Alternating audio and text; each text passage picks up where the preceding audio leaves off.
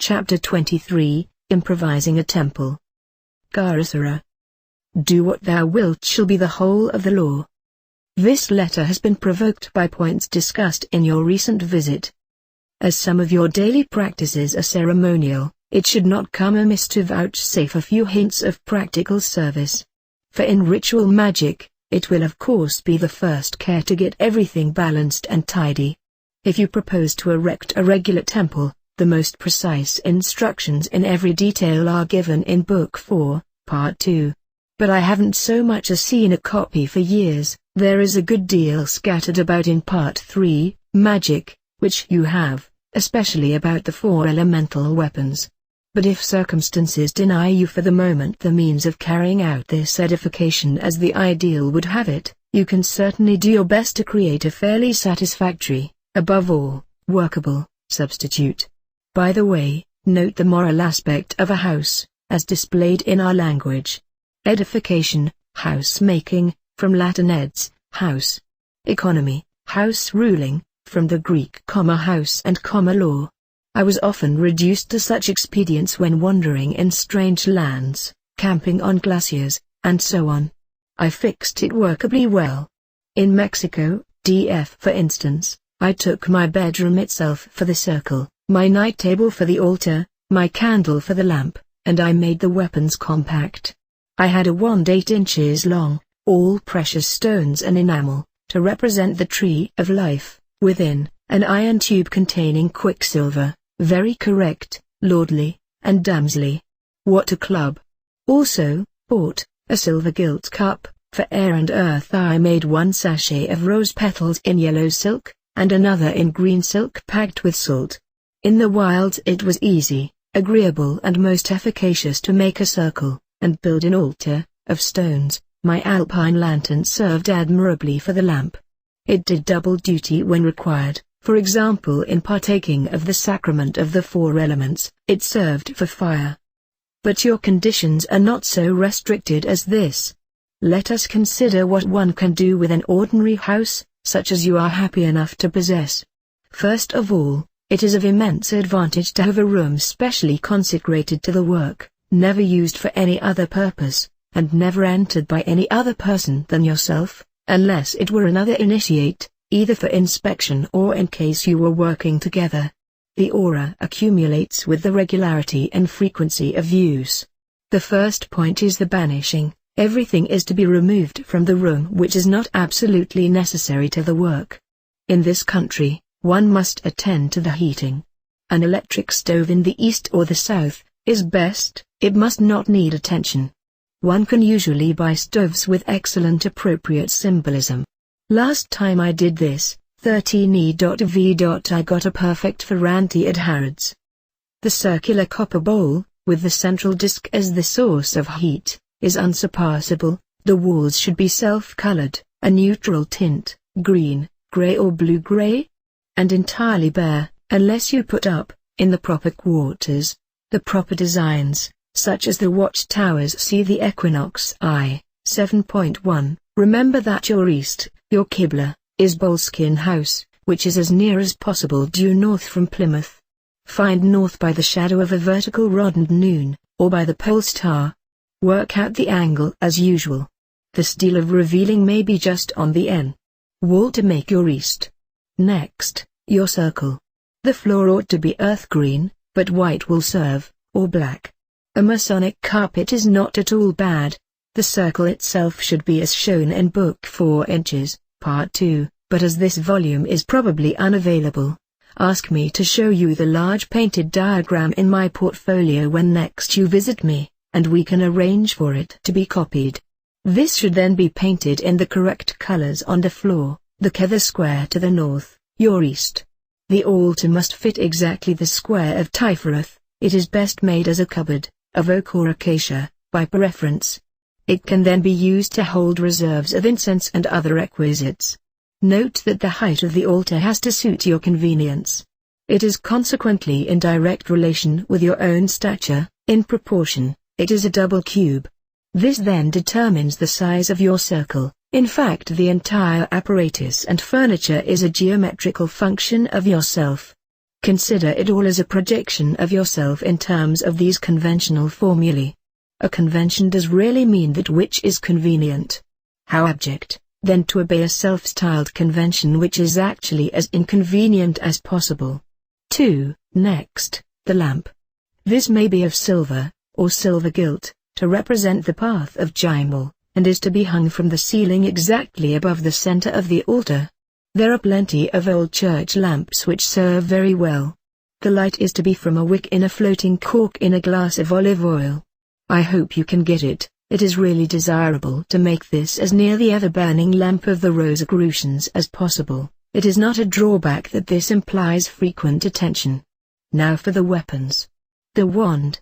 Let this be simple, straight and slim. Have you an almond or witch hazel in your garden, or do I call it park? If so, cut, with the magic knife. I would lend you mine, a bough, as nearly straight as possible, about 2 feet long. Peel it, rub it constantly with oil of abromlin, this, and his incense, from Wallace & Co., 26 New Cavendish Street, West Point 1, and keep wrapped in scarlet silk, constantly. I wrote, and meant it, rub it, when saying your mantra, to the rhythm of that same. Remember, Akkadu is the best. Ask me to intone it to you when you next visit me. The cup. There are plenty of chalices to be bought. It should be of silver. If ornamented, the best form is that of the apple. I have seen suitable cups in many shops. The sword. The ideal form is shown in the Ace of Swords in the tarot. At all events, let the blade be straight, and the hilt a simple cross. The 32 degrees Masonic sword is not too bad. Kenning or Spencer in Great Queen Street, W.C.2 stock them, or used to do. The disc. This ought to be of pure gold, with your own pantacle, designed by yourself after prolonged study, graved thereupon. While getting ready for this, any plain circle of gold will have to serve your turn. Quite flat, of course. If you want a good simple design to go on interim, try the rosy cross or the unicursal hexagram. So much for the weapons. Now, as to your personal accoutrements, robe, linen, sandals and the like, the Book of the Law has most thoughtfully simplified matters for us. I charge you earnestly to come before me in a single robe, and covered with a rich headdress. Ally, 61. The robe may well be in the form of the Tau cross, that is expanding from axilla to ankle, and from shoulder to, whatever you call the place where your hands come out. Shape well shown in the illustration Magic Face p. 360. You being a probationer, plain black is correct. 3 and the unicursal hexagram might be embroidered, or appliqué, is it? I mean stuck on, upon the breast. The best headdress is the nemesis. I cannot trust myself to describe how to make one, but there are any number of models in the British Museum, on in any illustrated hieroglyphic text.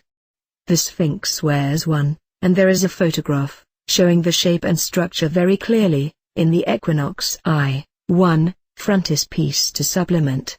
You can easily make one yourself out of silk. Broad black and white stripes is a pleasing design. Avoid artistic complexities. Well, that ought to be enough to keep you out of mischief for a little while, but I feel moved to add a line of caution and encouragement. Listen. Fet attention. Actung. Kabadakaro. Just as soon as you start seriously to prepare a place for magical work, the world goes more cockeyed than it is already. Don't be surprised if you find that 6 weeks intense shopping all over London fails to provide you with some simple requisite that normally you could buy in 10 minutes. Perhaps your fires simply refuse to burn, even when liberally dosed with petrol and phosphorus, with a handful of chlorate of potash thrown in just to show there is no ill feeling. When you have almost decided that you had better make up your mind to do without something that seems really quite unobtainable, say, a 60-carat diamond which would look so well on the headdress, a perfect stranger comes along and makes you a present of one. Or, a long series of quite unreasonable obstacles or silly accidents interfere with your plans, or, the worst difficulty in your way is incomprehensibly removed by some extraordinary freak of chance.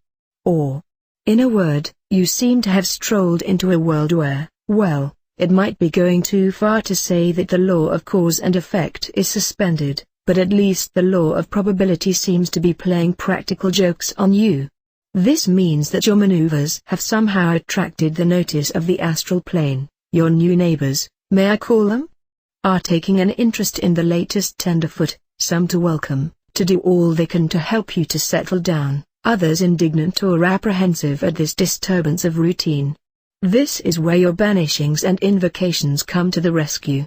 Of course, I am not here referring to the approach to sanctuaries which of necessity are closely guarded, but merely to the recognition of a newcomer to that part of the world in general. Of course all these miracles are very naughty of you. They mean that your magical power has sprung a few small leaks, at least. The water is oozing between some planks not sealed as hermetically as they should be.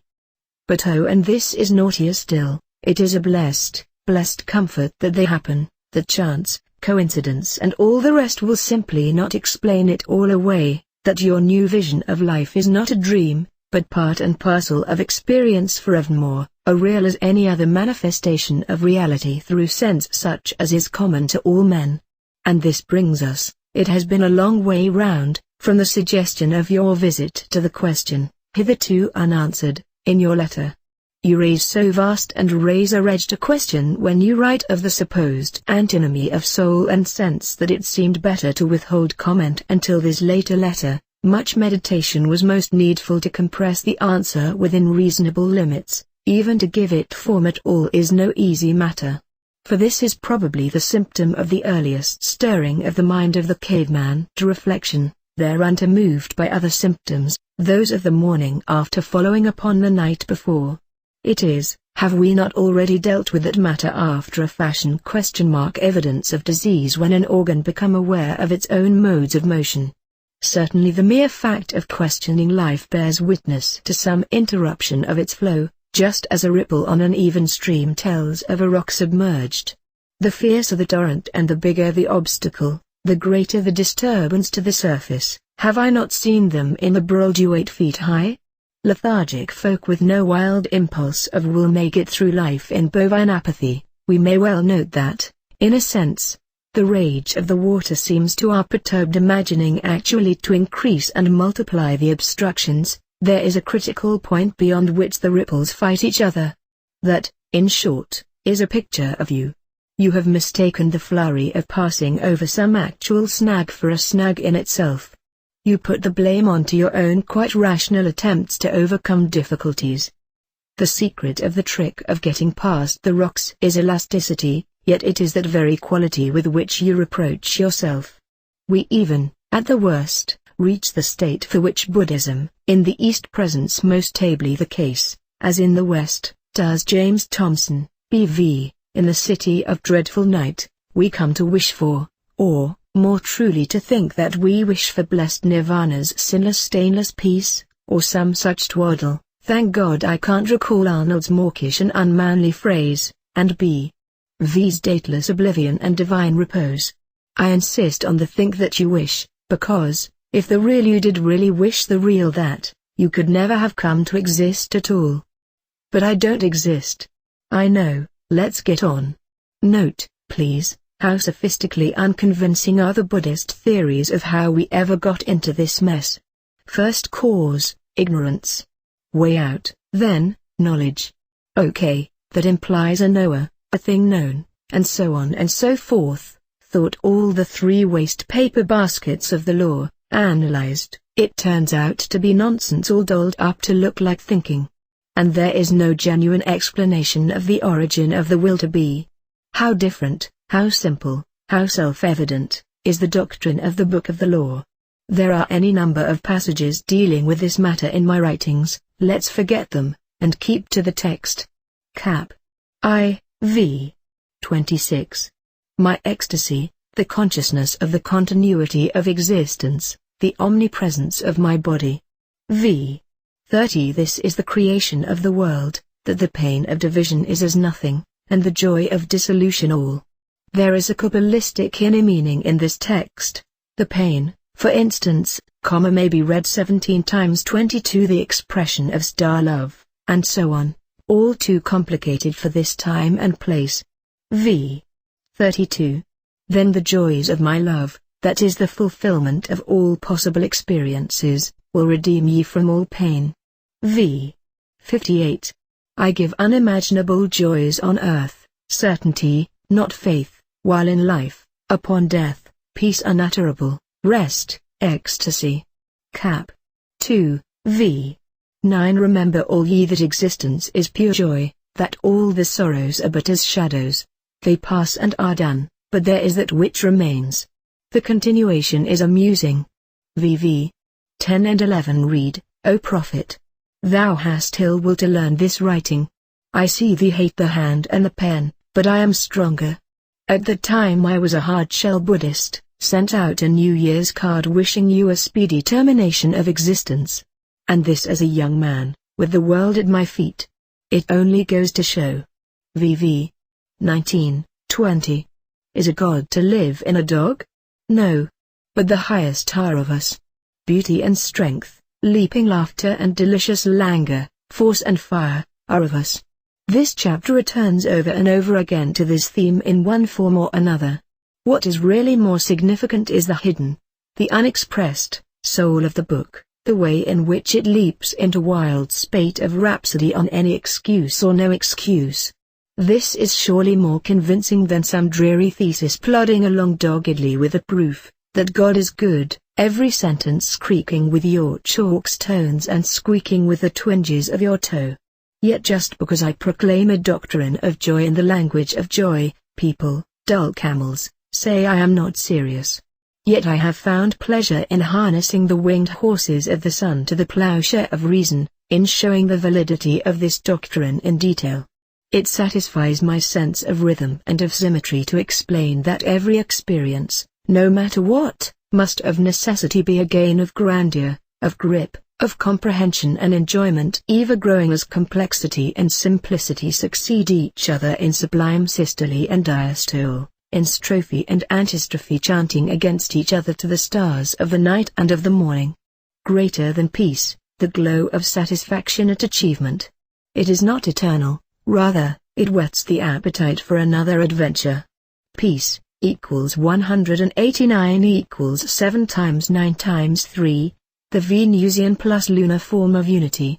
4. Of course it is easy as pie to knock all this to pieces by lunatic logic, saying, then toothache is really as pleasant as strawberry shortcake. You are hereby referred to 8 lectures on yoga.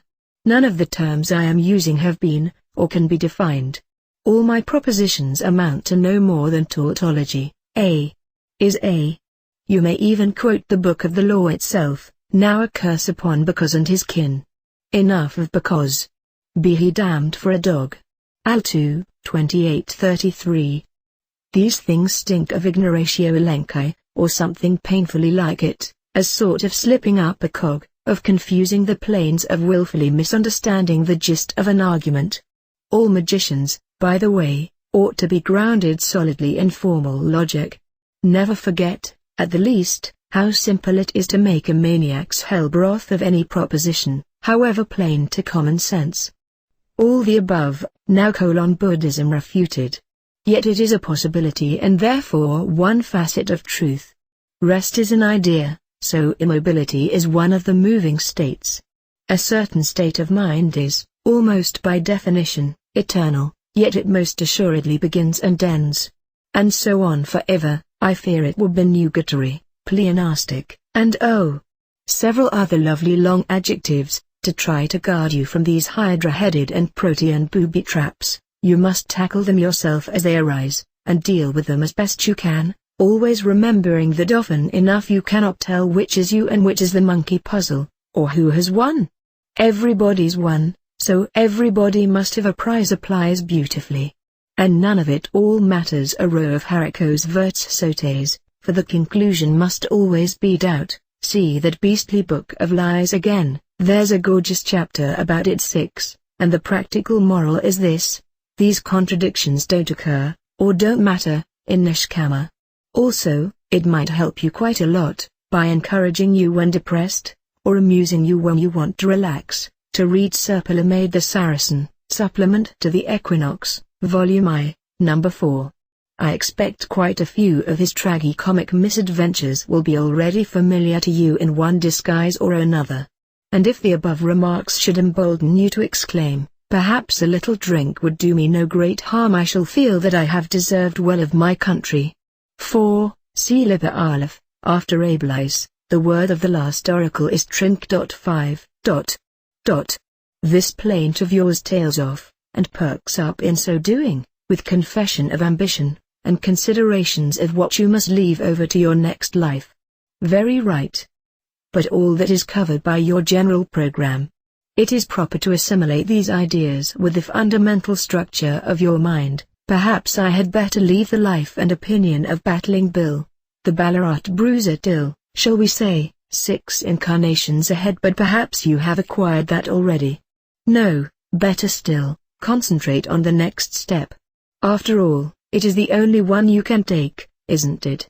Without lust of result, please. And I shall leave anything else to the next letter. Love is the law, love under will. Yours fraternally, 666, P.S. Next letter, yes, they are running into one another more than somewhat, it is better so, for life is like that. And we have the bold bad editor to sort them out.